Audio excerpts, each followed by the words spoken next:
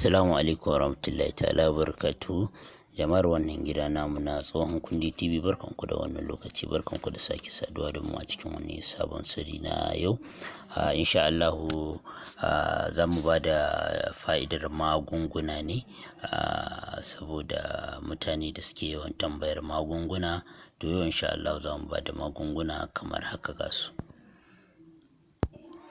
Yauwa yau za mu ba da maganin ƙarfin maza insha Allahu. To wanda gabansa bai da ƙarfi ko kuma bai tashi ya samu matsala. To in Allah da akwai wani mai da ake ce masa shuzi. Shuzi yana nan ana sayar da shi musamman wayanda suke Kano a kasuwar Kurmi. To in aka samu wannan man shuzi nan shuzi, to sai a samu ƙaramin cokali sai a ringa shan shi cokali sau biyu a rana. Iya man shuzi ɗin kawai za a samu sai a ringa shan shi cokali biyu a rana. Insha Allahu wannan matsala za ta wuce. Ko ma'ana za a sha shi da safe, za a sha shi da daddare. Shine cokali daidai. Za a sha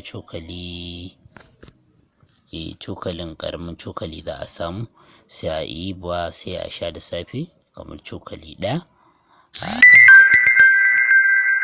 Sai kuma da yamma sai a sha cokali ɗaya. Insha Allahu wannan matsala za ta kau da izinin Allah. Wassalamu alaikum warahmatullahi.